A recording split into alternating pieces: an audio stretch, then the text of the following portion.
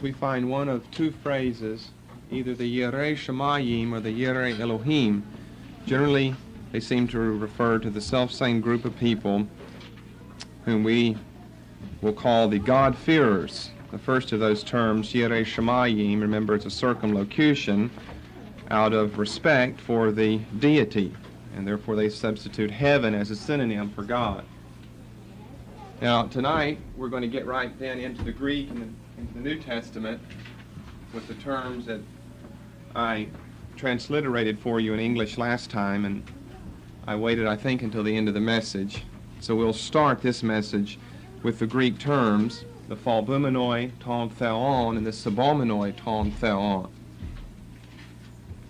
You can be writing those down and maybe leave a space between those two, and we will say a comment or two about each of them before jumping back into Acts chapter 13. The subject being Acts 13:43, the fourth and the final occurrence in the New Testament of the technical term proselitoi. And what brings these words into the picture in Acts chapter 13 is the combination of a seb term, sabomenoi, along with proselitoi, which seems to be a little incongruous, to say the least. The phalbumenoi ton theon, phalbumenoi comes from the Greek term phalbeo, which means fear, from which we get all of our phobia terms in English. Phobeo is fear in Greek. We get all of our phobia terms. All of the phobias come from phobeo. So you knew something about the phalbumenoi ton theon after all. If you ever used a phobia term, such as claustra, then you knew something about Greek when you didn't know that you knew it. It's a very common word in Greek. And as you can see, if I back up a little bit, this matches precisely our Yireh Elohim term. Because what do we have here but fears of God? And this is a very literal Greek translation, a very literal Greek rendering, the phalbumenoi ton theon, the fears of God. As a matter of fact, it's so literal that it's a little stilted. And so we refer to terms like that as a Hebraism or a Semitism, because the Greek is trying too precisely to translate from a foreign language. But all what we're saying right here would be, if you just get your term fear, and let's add fearers of God, the God fear. So you turn it around and you've got God fears. Precisely, exactly, almost too much so, precisely the same as the Yireh Elohim of the Hebrew and of the rabbinical works. It occurs 5 times, the phalbumenoi occurs 5 times in the New Testament. Of course, all of these are going to be in the book of Acts. They're Lucan terms.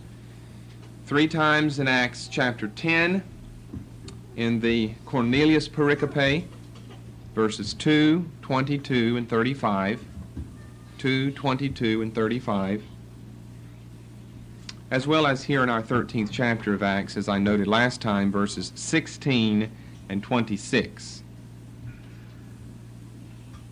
in the Pisidian Antioch narrative.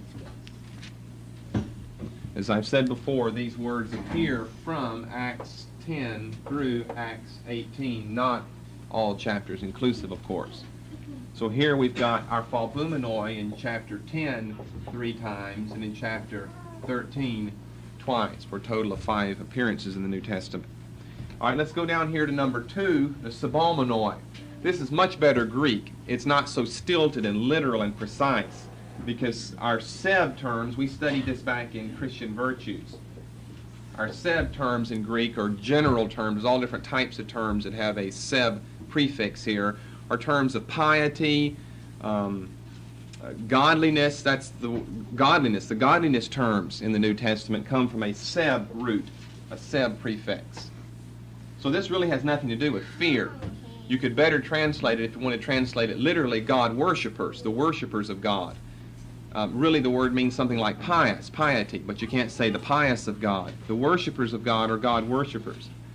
But of course this term, God fears, has kind of more or less become the, if I can call it by this incongruous phrase, the loose technical term for this group of people. So we're going to use that term, the God fears. Sabalmenoi is somewhat more predominant than Phalbumenoi. I say somewhat because the numbers are 5 to 6. 6 for Sabalmenoi. They start in Acts chapter 13, so we don't find them in 10. They start in 13. They skip 14 and 15. They're found in 16, 17, and 18. For a total of 6 times. Our first time is our crucial text, Acts 13:43, which reads as follows. Now when the congregation was broken up, many of the Jews and religious proselytes, religious, the Sabalmenoi. The Sabalmenoi ton theon proselytoi. Religious proselytes, the pious people of God, the God worshippers, proselytes, which doesn't make a lot of sense. And that's why this is the, if we can say it, the crux of the matter, Acts 13 and verse 43. That is the juxtaposition of the terms Sabalmenoi and proselytoi. It's found that in verse 50, if you want just to note these, and also if you'll note them reading with me as well, so you'll be familiar with them. The Jews stirred up the devout and honorable women. Here it's translated devout. Now in verse 43 of Acts 13 it was translated religious. Acts 13:50. The Jews stirred up the devout and honorable women and the chief men of the city and raised persecution against Paul and Barnabas, no new thing in Christianity, and expelled them out of their coasts. Expelled them out of their coasts. Devout Sabalmenoi. Then I said chapter 16, no appearances in 14 and 15. Verse 14, in this case of Lydia. Acts 16:14, in the case of Lydia. A certain woman named Lydia, a seller of purple of the city of Thyatira. And look how it's translated here, which worshipped God. Which worshipped God. And this is our phrase here, Sabalmenoi ton theon. She was a God worshipper, which worshipped God. Now you see, here's what a technical study like this will do for you, among other things, such as maybe put you to sleep, which I hope it would never do this church. But here's one of the things that it will do for you is, if you were just reading along here, you'd see, well, she worshiped God, and you would just kind of think, just kind of general, bland, worship God. You wouldn't think, now we talking about a certain group of people or something? You just think of it in a very general, bland way. She was one who worshiped God. Unless you know there's an interesting term behind this. It's matched to its stilted literal brother, Phalbumenoi, which is matched back to the rabbinical Yirei Elohim and Yirei Shamayim. Then in chapter 17, verse 4, some of them believed and consorted with Paul and Silas, and of the devout, now we're back to the English word devout as a translation, and of the devout Greeks, a great multitude, and of the chief women not a few. So devout Greeks, they're Gentiles in other words.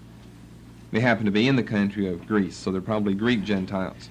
Then verse 17. 17 is an interesting verse, Acts 17:17. I think things are a little more clearly in focus here in this passage. Let's get 16 yet. Now while Paul waited for them, they're back dealing with all the persecution up at Berea because of the Jews from Thessalonica, which have come down, unbelieving ones. And so Paul has been spirited away, as it were, down to the city of Athens in southern Greece. Now while Paul waited for them at Athens, his spirit was stirred in him when he saw the city wholly given to idolatry. Therefore disputed he in the synagogue with the Jews and with the devout persons, and in the market daily with them that met with him. And so in my Bible I've got, these terms synagogue and market kind of shaded in, because it looks like, and of course it's true, we are talking about two different situations here. One is in the synagogue, one is outside of the synagogue. So we could expect Paul dealing with at least two, perhaps more, different types of people. And sure enough, we've got two, at least two, we've got more here. In the synagogue with Jews and with the devout persons. With the who? With the Sabalmonoi Ton Theon, Jews and whoever these Sabalmonois are. And then outside of the synagogue, outside of formal religion, just out in the marketplace with the people whom he meets, in the marketplace daily with them that met with him. And that will be an interesting text we'll come back to. And then finally, for the sixth and final time, the next chapter, 18 and verse 7.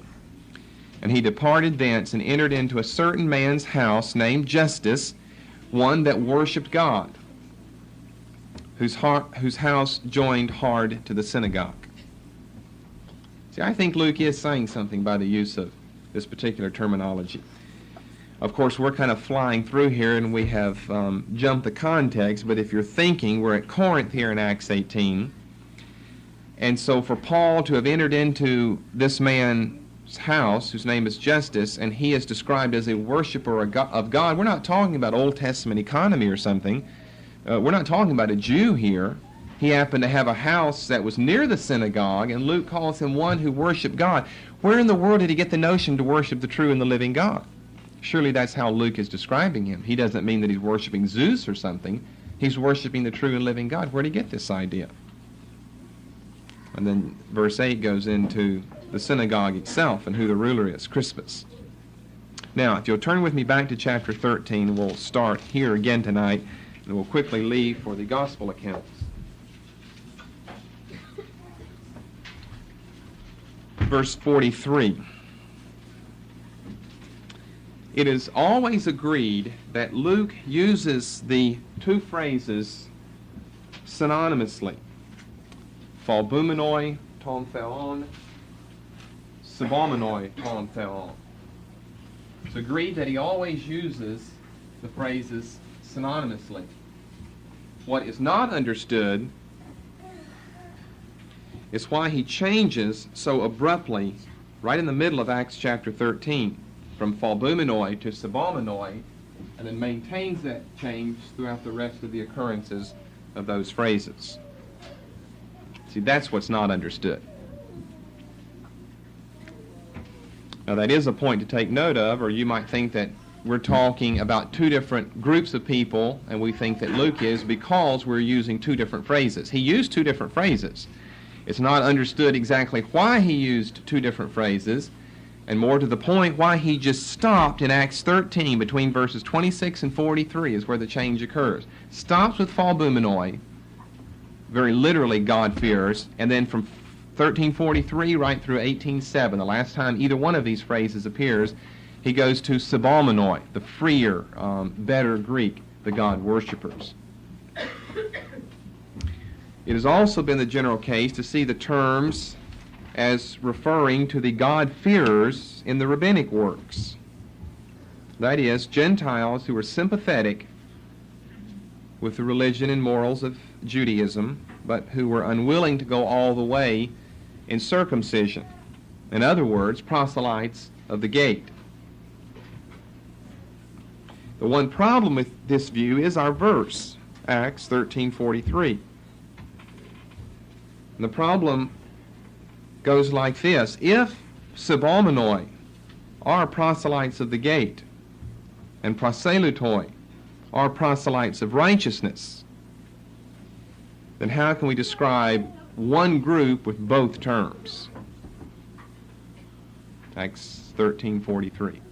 If Sabalmonoi is, as we are saying, proselytes of the gate, and we already know what proselutoi are, the proselytes, they're full proselytes, the only way the New Testament uses that term. They are proselytes of righteousness. Then how is it Luke manages to use both terms of the same group of people? This has caused some people to deny the Lucan technical use of one or the other of these terms. Well, we will discuss this verse in order, which is not tonight. That will be later. We need to do some other research first of all. Why don't we start by listing the available options for an interpretation of the Phalbumenoi or the Sabalmonoi. Now, rather than have to always use both of those phrases, I'm going to use Sabalmonoi because it appears one more time than Phalbumenoi. We could call it the dominant of the two terms. And it's the term under which this issue is always discussed. You rarely see phalbumenoi. That's a Hebraism. That's not good Greek. Sabalmenoi, the God worshippers, or we could call them God-fearers, but the God worshippers, that's the technical phrase that Luke uses and the best one. So here are our options for who are these people Luke calls the Sabalmenoi ton theon. Number one, it could be argued that Luke uses the phrase Sabalmenoi for all proselytes, those of the gate and those of righteousness.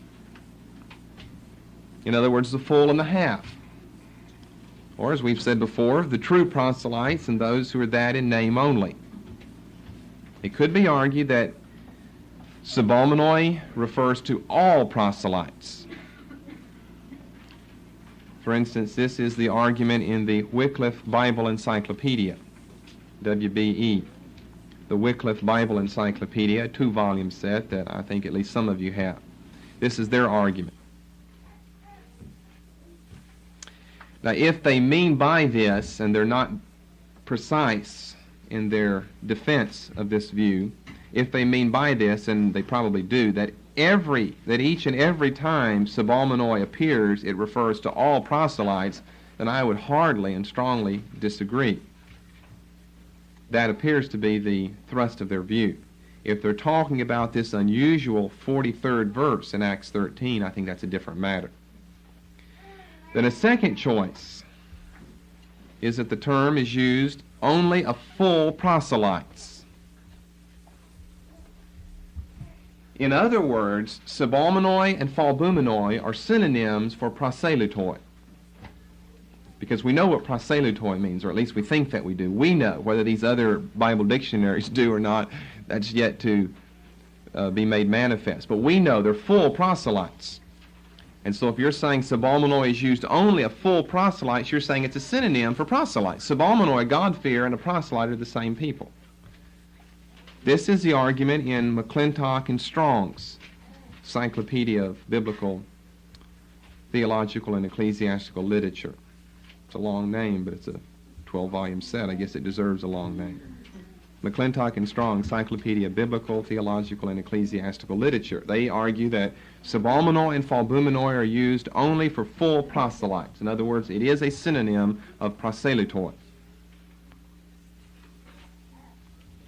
Number 3, the other side of the coin, it's used only of proselytes of the gate. It's used only of proselytes of the gates.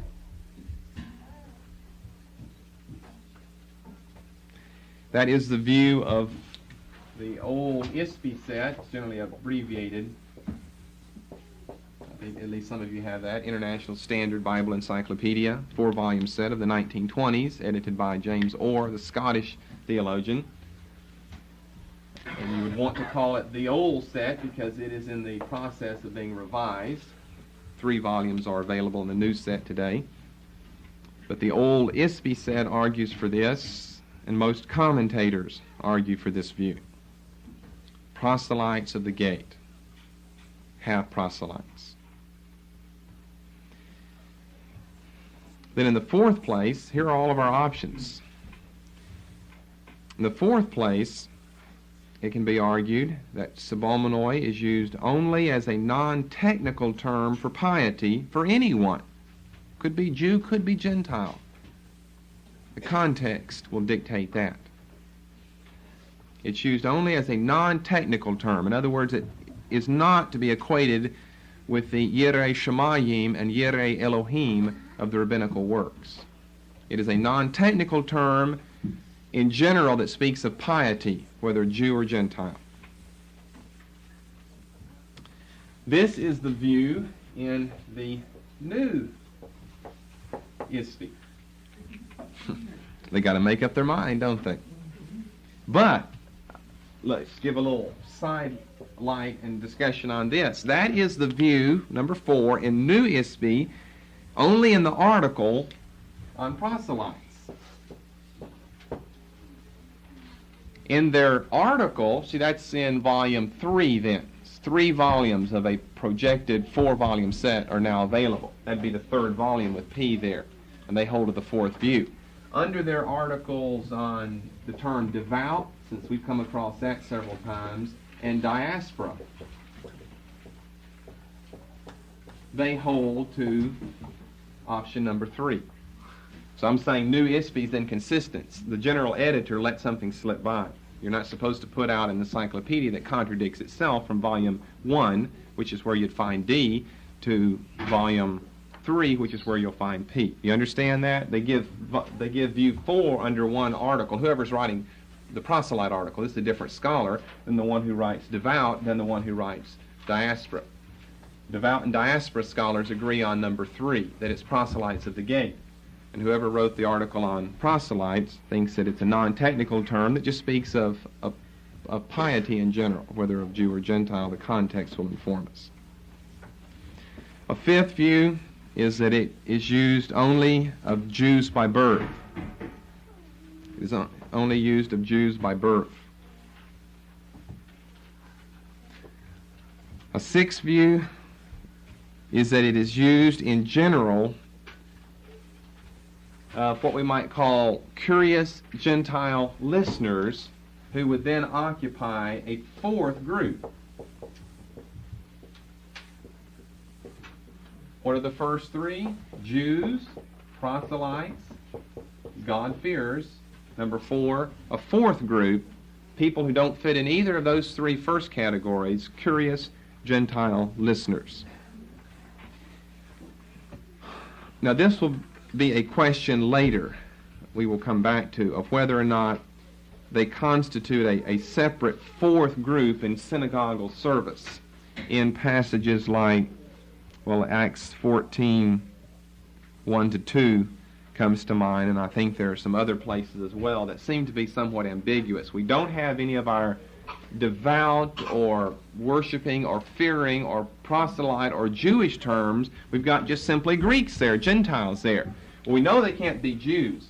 We think they can't be proselytes because Luke had at his disposal that technical term had he wanted to use it. He also had his fearing and worshiping terms had he wanted to use them, and he doesn't. And he still talks about Greeks or Gentiles in some type of synagogal setup or arrangement, in some type of connection either in or outside. So are we talking about a 4th group of people to whom Paul is sharing the gospel? That will become an issue later on. And then view number 7 is my view. The best one. Oh, someone's got a lot of faith in me. That's good news today.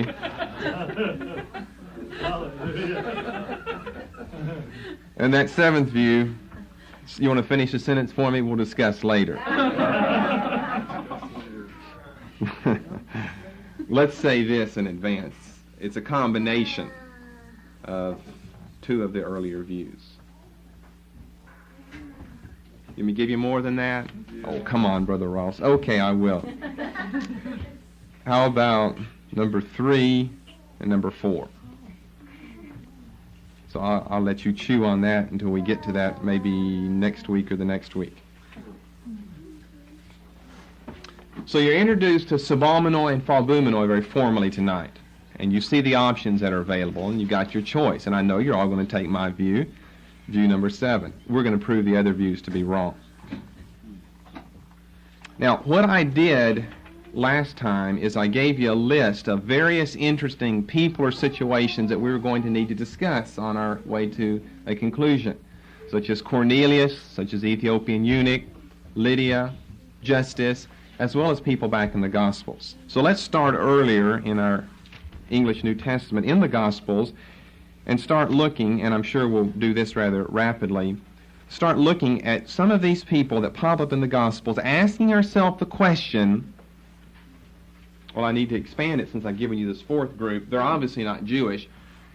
Does the Gospel writer intend for us to think of these people, such as we're going to start with the Syrophoenician woman, as a proselyte or a God-fearer or some other group? Either a 4th group of curious Gentile listeners or whatever someone else could dream up. I guess there are no end to options when you put all the scholars' heads together. You end up with oatmeal generally, but you get a lot of different options. So if you'll turn over to Matthew chapter 15, Matthew 15, verses 21 Well, through 28. 21 through 28, and then we'll read the account real hurriedly over in Mark. Jesus departed thence, or went thence, and departed into the coast of Tyre and Sidon. And we know this is up in Phoenicia. And behold, a woman of Canaan came out of the same coast, and cried unto him, saying, Have mercy on me, O Lord, thou son of David. My daughter is grievously vexed with a demon. Now, I know this passage is probably well known, but the ethnicity of it maybe has not been thought of or studied. This woman's background here, he went into Tyre and Sidon, a woman of Canaan. Well, I thought Canaan was a synonym for Palestine. A woman of Canaan. So is this a Jew who's up there? It becomes very confusing. Well, no, Mark will answer that. She's certainly not a Jew. She's certainly a Gentile. So what Matthew means by this Canaan, I know, but it's a little difficult to come across if you don't have the materials, I guess, to come across it. And cried unto him, saying, Have mercy on me, O Lord, thou son of David. Where'd she hear this Davidic messianic business here? See, that's interesting. My daughter is grievously vexed with a demon. But he answered her not a word. How do you like that? And his disciples came and besought him, saying, Send her away, she crieth after us. And he answered and said, I am not sent. Well, Matthew's going to answer it like Mark will, won't he? But unto the lost sheep of the house of Israel. Well, by deduction, what does that mean? She's not an Israelite. She's not a Jew. Then came she and worshipped him, saying, Lord, help me. But he answered and said, It is not meet or proper or right to take the children's bread, that which belongs to the Jews, and cast it to dogs. He calls her a dog. And she said, Truth, Lord, yet the dogs eat of the crumbs which fall from the master's table. And Jesus answered and said unto her, O woman, great is thy faith, be it unto thee even as thou wilt. And her daughter was made whole from that very hour. All right, let's look at Mark's account. He'll just confuse us because he gives her a different designation. This would be Mark 7, verses 24 through 30. From thence he arose and went into the borders of Tyre and Sidon, and entered into an house, and would have no man know it, but he could not be hid. For a certain woman whose young daughter had an unclean spirit heard of him, and came and fell at his feet. This woman was a Greek. Well, see, that's going to be a little confusing term for us later on, because you could be a Greek, which would mean your nationality was Greece. You were from the country of Greece. Or you could be a Greek when it's used generally as all Gentiles, to speak of all Gentiles. Well, here, as your KJV has in the margin, she's not a Greek by nationality, she's a Gentile, because you can't be a Greek and a Syrophoenician at the same time. You can't have two different nationalities. That is by birth.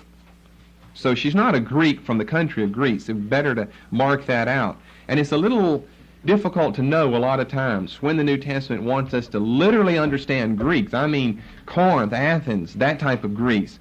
Or whether they're talking about someone from Egypt or someone from Babylon, but they're Greek in the sense that they're not a Jew. They're just Greeks and Jews. In other words, they're just Gentiles and Jews. It's a little difficult to know. Here it's easy. She's not a Greek, she's a Gentile.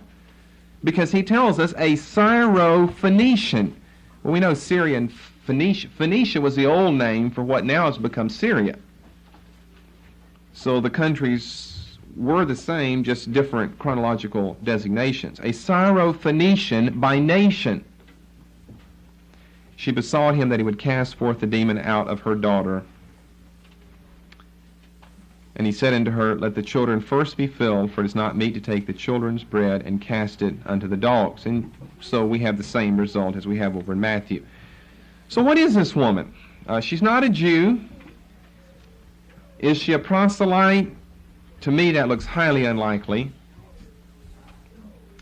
Is she a God-fearer, one who knows the tenets of Judaism and who respects the high morals, the ethical values, and the doctrines of Judaism, but she's unwilling to go through, well, all the steps? She doesn't have to be concerned about circumcision, but full identification and the social stigma that would result with her attachment to Judaism?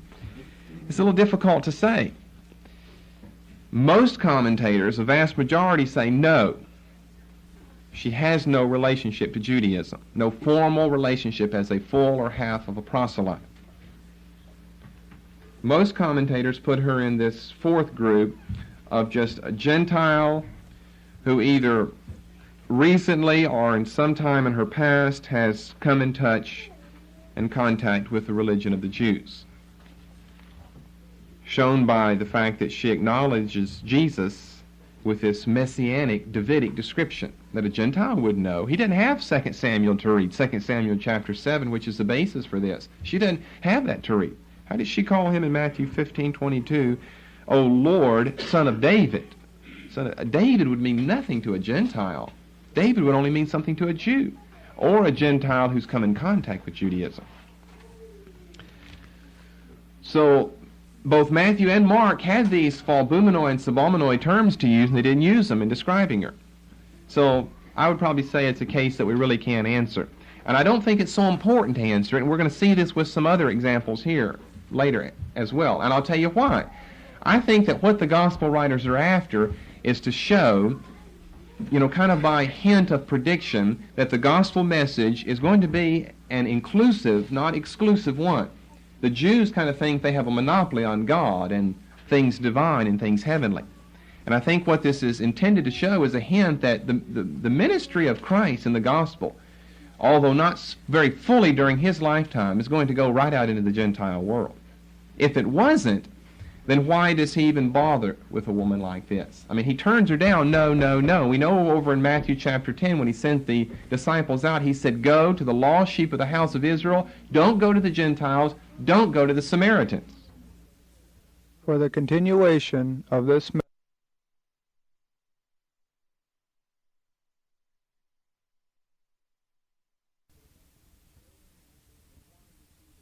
then why does he even bother with a woman like this? I mean, he turns her down. No, no, no. We know over in Matthew chapter 10 when he sent the disciples out, he said, go to the lost sheep of the house of Israel. Don't go to the Gentiles.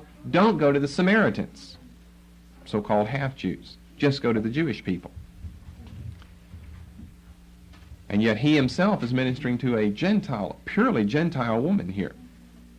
So I think that's the thrust of the passage. We're not supposed to worry about whether this woman had some contact with Judaism earlier, or maybe she's just heard through, the teaching ministry of Jesus since he's been there, this business of son of David, because he talked about himself as son of David. And other people around him talked about him as son of David. And they talked of the prophecies of the son of David with messianic overtones to them.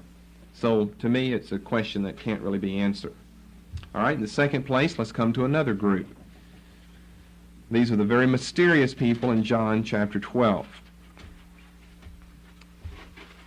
Verses 20 to 22, or you could say verses 20 through 36. Probably we need all of those verses. But they're only found here in verses 20, 21, and 22. John chapter 12. Now, if you know anything about John's Gospel, and I think I gave this to you in a little test question over at our Lake George theological confrontation, that what John's Gospel often does is it tries to present the narrative as though it were a play, where it's introducing person after person after person in conversation with the Messiah. Way back there it starts with Nathanael in chapter 1, and then he goes into Nicodemus, and you've got the woman at the well in chapter 4. And right on through, he's introducing various aspects of the identity of the Messiah via his conversations with people. And so here's another one of John's interruptions in his narrative to introduce another group of people, and here certainly is his most mysterious one. I mean, think of the case of Nicodemus. You have you do have all of John chapter 3 devoted to that. Or the woman at the well, almost all of John 4 devoted to that. I mean, those aren't mysterious appearances of people because John gives us much material about them. Here's the case where almost out of the blue, there were certain Greeks among them that had come to worship at the feast. The same came therefore to Philip, which was of Bethsaida of Galilee, and desired him, saying, Sir, we would see Jesus. Philip cometh and telleth Andrew, and again Andrew and Philip tell Jesus, And apparently that's the end of the story. No mention is made of these Greeks after that. It's really mysterious. So who are these people? Well, again, they're not Jews because they're called Greeks. Now, are they really Greeks or are they Gentiles from some other nation? It's impossible to say. We wouldn't know. Are they full proselytes? Again, probably 100% of the commentators say no, they're not full proselytes, because we have a term to use for that. Matthew used it. Surely John would know it. John's writing so much later, he had even more terminology to use. Were they proselytes of the gate, so-called God-fearers? Well, some people say yes, some people say no. The ones that say no reason thus. John had the two phrases Luke had to describe God-fearers, and he used neither of them. He simply calls them Greeks. Those who argue yes reason thus. Why in the world would some fourth group of curious Gentile listeners travel all the way from wherever to Jerusalem to worship at the feast of Passover? That to me almost sounds more like we've got someone who's got some type of contact with Judaism. Because notice the end of verse 20, that came up to worship at the feast. And verse 1 tells you which feast? Passover. And then if you're really thinking tonight, and I hope all of you are, then you know that John 12's Passover is the last one. And then you're remembering what I said earlier, that those people over in Acts chapter 2 who got converted came from many different places, some Jews, some Gentile. They came probably for Passover and stayed for Pentecost. Are these some of the people right here then that got converted on the day of Pentecost? Because we know which Passover this is. It's the fourth one that John mentions in his gospel, John 12:1. It's the last one. All the rest of the gospel of John can just, all be compacted in a week or two. So then that's real inviting to speculate and hypothesize about that here are some people that Luke is talking about. Maybe these are Latins. Maybe these are Latin Greeks here. There's some of those proselytes from Rome. But he doesn't use the full term proselytes, so maybe we're talking about some other group. Well, it's all speculation. No one can really say. But you have to really read verses 23 through 36 also. Last time I think I read down through either 32 or 33. But what do we have here? I think again, it's John's little hint of the soon-to-be far-flung extent of the Christian message. Of course, from the point of view of the 12th chapter, by the time John is writing, the gospel has gone into the far-flung reaches of the empire. But I would say with this helpful phrase, to worship at the feast, we probably would have more on our side to call them some type of proselytes, either full or half, than to call them nothing but curious Gentile onlookers. And that's only because of the phrase, to worship at the feast. I just can't imagine why a Gentile would be coming to worship at the feast if he was not already in contact with Judaism. So let's just assume that we're talking about God-fearers. That's probably who these people are, but again, don't quote me on that because it can't be proven one way or the other. I don't think they're full proselytes. I think perhaps they are proselytes of the gate.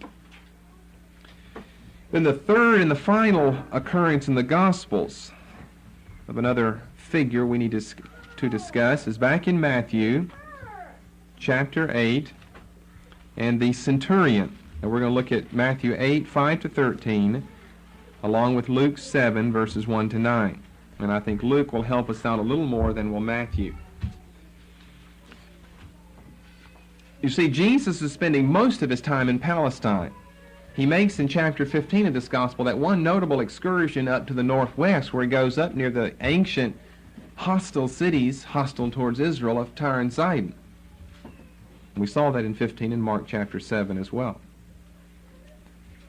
And so it's interesting to see him come into contact with various different people, and I think that all of these occurrences are hints of where the gospel is ultimately going. And I think definitely we see it through the gospel narratives themselves, that some of the Jews picked up on this, and they didn't like the fact, because they were so racially and so ethnically strict in their views, and so prejudiced racially and ethnically, that they can't even stand the thought that Jesus is ministering to anyone but a descendant of Abraham according to the flesh. And that's why verses like 10 through 12 would just crawl all over them. When Jesus was entered into Capernaum, there came unto him a centurion. Now, we've discussed centurions way before, earlier. Beseeching him and saying, Lord, my servant lieth at home, sick of the palsy, grief, and so forth. And, Jesus says he'll come and heal. The centurion said, no, just speak the word. He does. And into verse 13, his servant was healed in the selfsame hour. And then look what Jesus says meanwhile. Verse 10, verily I say unto you, I have not found so great faith, no, not in Israel. I say unto you that many shall come from the east and west, and shall sit down with Abraham and Isaac and Jacob in the kingdom of heaven. But the children of the kingdom shall be cast out into outer darkness, and there shall be weeping and gnashing of teeth. Do you know what he's saying there? Yeah. What does he mean by east and west there? But Gentiles, the Gentile world. That many will come from east and west. Many Gentiles are going to come. They're going to have the privilege. No Jew, he would have been horrified at this thought. They're going to come and sit down with Abraham, Isaac, and Jacob, the great progenitors of the Hebrew people in the kingdom of heaven, and recline with him and eat with him. And they knew what type of meal he was talking about, the eschatological messianic banquet. They knew the Old Testament had predicted that. And you're going to have a feast with Gentiles? All they could think of is, I thought at the end of time God was going to save the Jews and send all Gentiles to below. Like a lot of Baptists think about the Lutherans, and Lutherans about the Methodists, and so forth.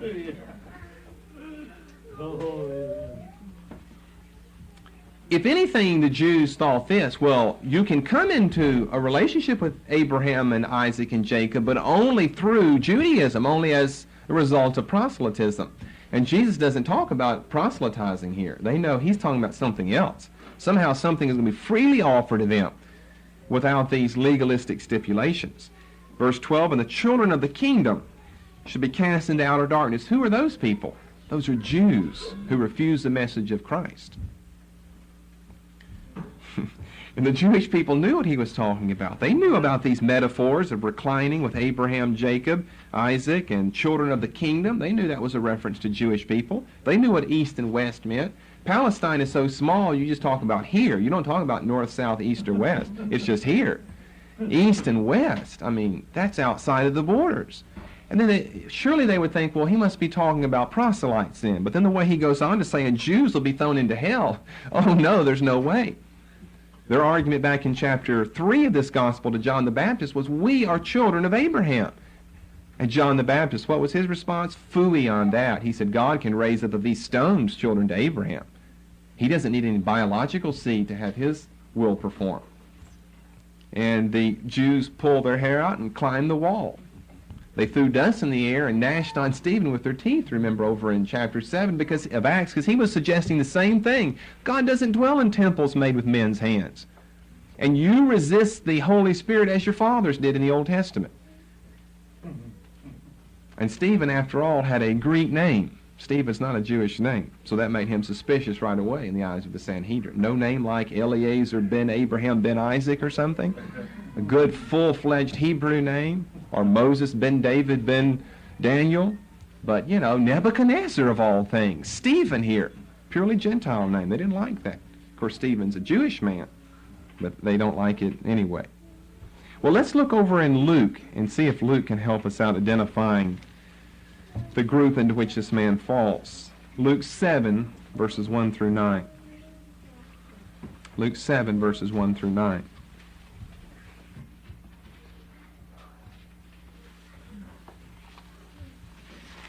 Now when he had ended all his sayings in the audience of the people, he entered into Capernaum, and a certain centurion's slave, who was dear unto him, was sick and ready to die. And when he heard of Jesus, he sent unto him the elders of the Jews. Now see, we don't have that over there in Matthew. We just know that he sent somehow. Well, who were his messengers? Jewish elders. Are Jewish elders going to be obeying a centurion? A pagan Roman centurion? So you don't notice these things unless you read your Bible carefully. Beseeching him that he would come and heal his slave. And when they came to Jesus, they besought him instantly, saying that he was worthy for whom he should do this, for he loveth our nation, and he hath built us a synagogue. I have stood right in the remains of the old Kapnahum, the Capernaum synagogue in Israel. And it gives you chill bumps to think, this centurion was the one who built that synagogue? And you read about him in the Bible? Well, now surely this man is not just some neutral Gentile. He built a synagogue.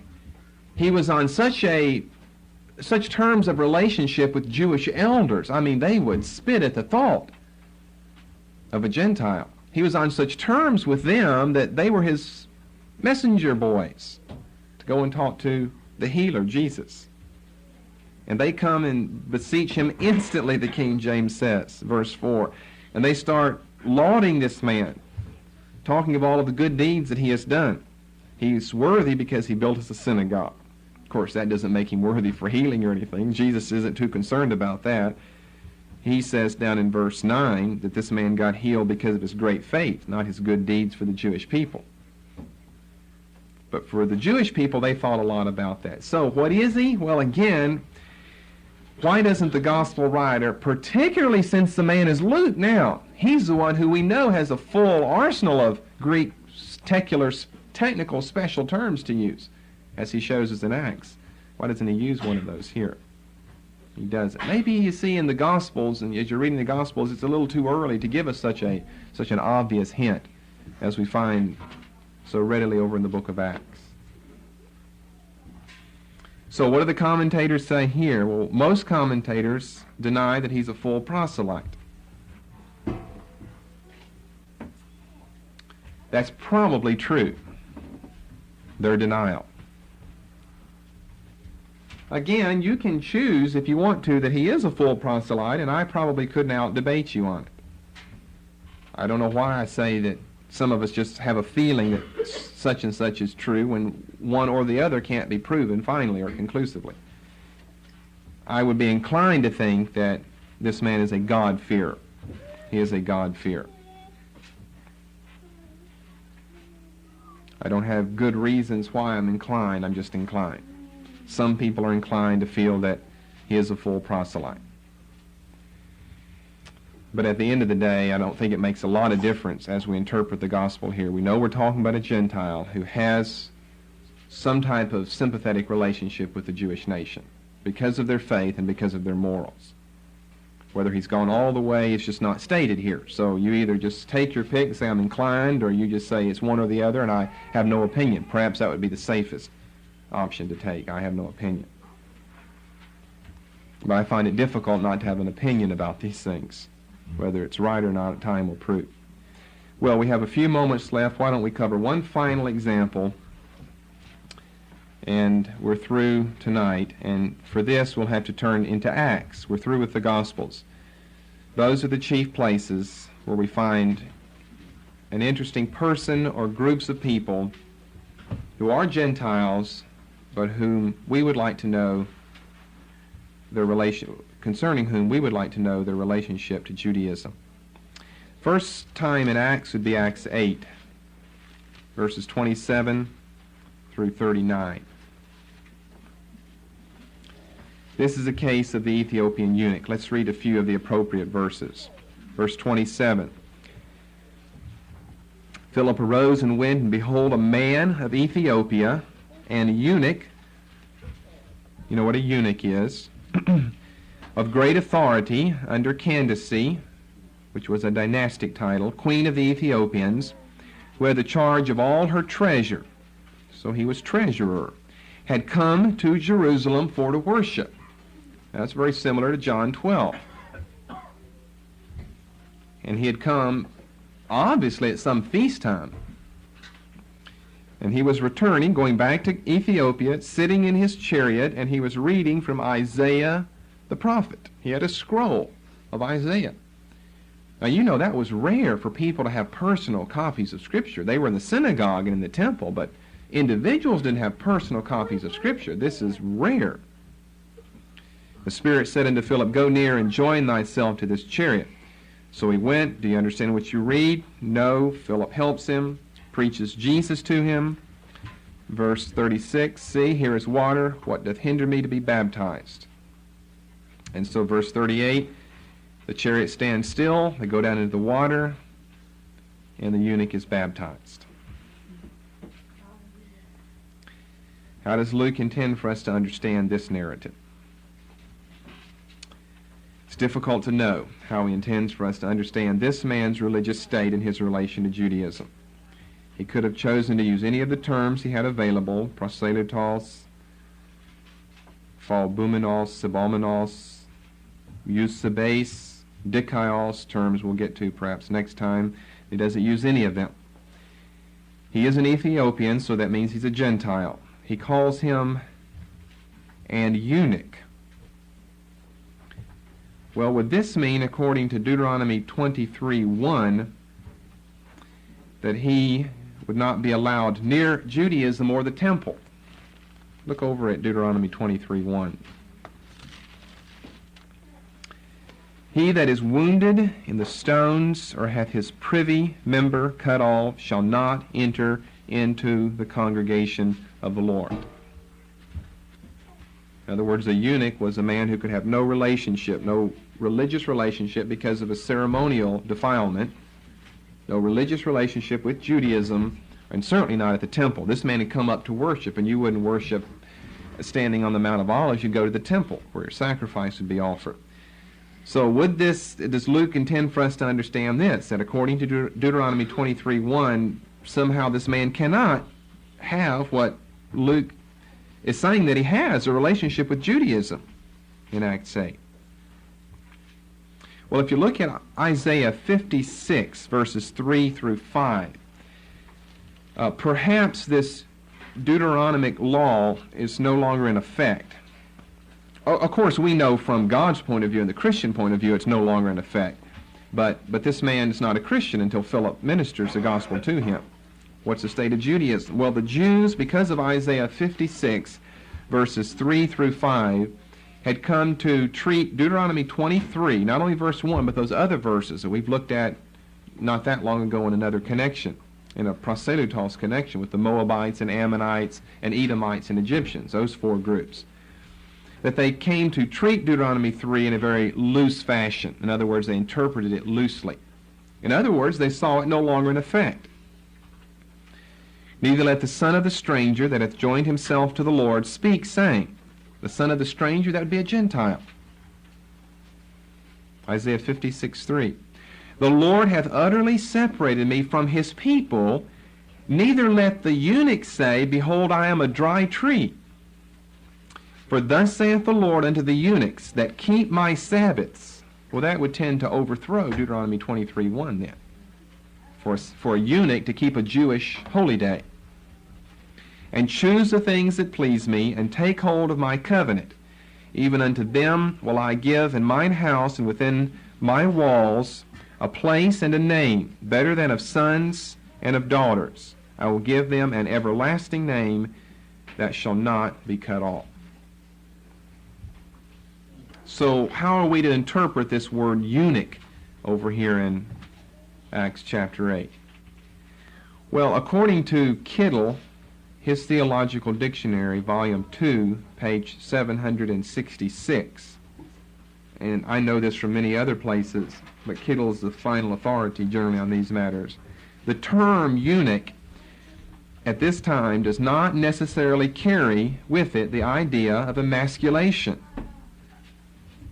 It is not necessarily that. In other words, eunuch is not synonymous with an emasculated person. It had been earlier. A eunuch was an emasculated man. But by the time of the New Testament and by, let's say, the intertestamental period of time, it no longer has that meaning. And it's even thought that in earlier times, even in Old Testament references, that eunuch is not to be made synonymous with emasculation. And Kittle says that, and I know that's true because of lots of other places I've come across that. So I think that's what would come to your mind first of all. You would think, oh, I know what a eunuch is. Physically, I know what a eunuch is. That's not necessarily true.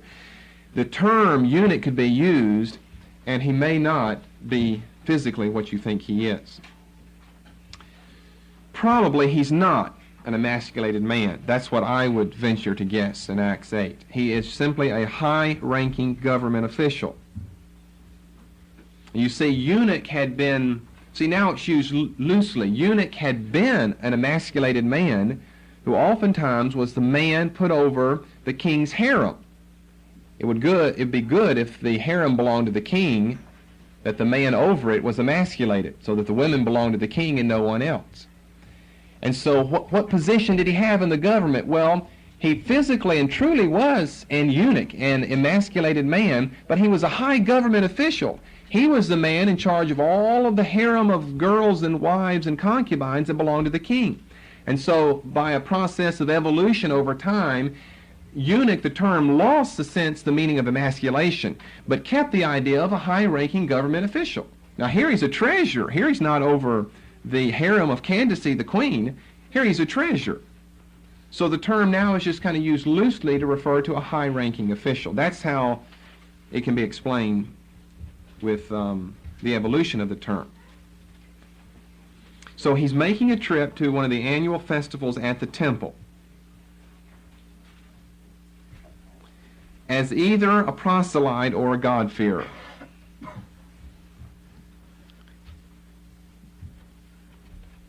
What do the commentators have to say on this? Well, they're about split equally, 50 for proselyte, 50 for God-fearer.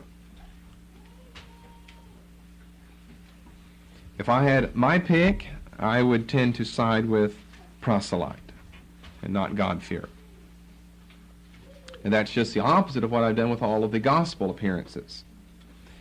That's because I think Luke has a very well-constructed account of these ever-widening circles of the spread of the Christian message. You start with Jews, and you get outside that boundary, and you touch proselytes, because they're more Jewish than a half-proselyte, a proselyte of the gate, or a God-fearer. And then he's going to reach even more broadly and finally bring in some God-fearers, because those are a little looser. And then he's finally going to get out into the whole world, and you got to throw Samaritans in there at the appropriate point as well. And so I think with that argument, looking at the chronology and the structure of Acts, chapter 8 occurs a little bit too early to have this man, a God-fearer, and who's only a God-fearer, converting to Christianity. Now, the next important account, we're not going to do it tonight, but we'll start here and maybe spend all of our time or most of our time next Friday night. The next man is in Acts 10, and who is that? Cornelius. Who is he? Is he God-fearer or proselyte? Well, remember, we've got one of our terms used there. Our falbumenoi tom theon term used 3 times in 2, 22, and 36 for him. Now, if he is a God-fearer, then it'd be an appropriate place. I'm not committing myself yet, but if he is, it would be at an appropriate place because we've already had Luke dealing with a specific case of a proselyte here in chapter 8. And in earlier verses in 8, he got the Samaritans in. Samaritans are a little bit closer because they're closer by blood than a full proselyte. You got to keep in your mind these ever-widening circles, Jews and out to Samaritans and out to proselytes and out to God-fearers and out into the whole world. Trying to head toward Rome, according to Acts 2:10, with that cryptic reference. He's headed toward the city of Rome. So I would venture to say that we're talking about a full proselyte here.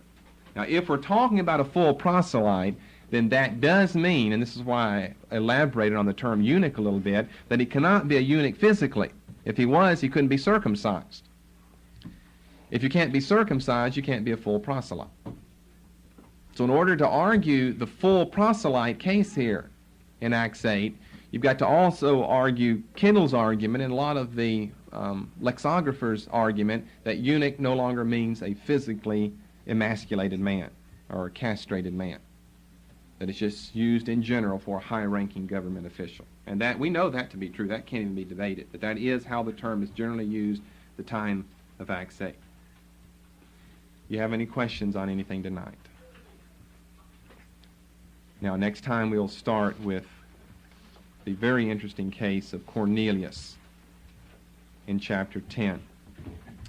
And then we'll just have to keep working our way through the people in Acts 13, and those in Acts 16, Acts 17, Acts 18, and then we'll conclude our whole subject of the diaspora and proselytism. That's all we've got to do then, is look at these accounts, the rest of the accounts here in Acts. We've got 10, 13, 16, 17, 18. We won't do that all next week. It'll take us 2 or 3 to do, 2 or 3 or 4 to do. We'll be through with that, and once we conclude proselytism, we're through with diaspora. We go on to the next point on the outline. This is just a peripheral question. Okay. You said a centurion slave. Did you mean to change the text? Yes, because doulos in the Greek never, it always means slave. And that's what the Greek is, doulos, doulos. They have other terms for servant, but they don't have servants in, they have slaves. A servant is like what we had when I was growing up. You know, they're on call so many hours and then they can go home. A slave doesn't ever get to go home. I mean, he's on call 24 hours a day. He's a dog. Which shows something interesting about this centurion man. He was very concerned about personal property that he owned, chattel that he owned, a slave. So he had come into contact with some high view of morality and of ethics, to have that type of concern for a slave, that he was under no legal obligation to have any concern. He could treat him like a dog if he wanted to. But he was a human being and he had contact with Judaism.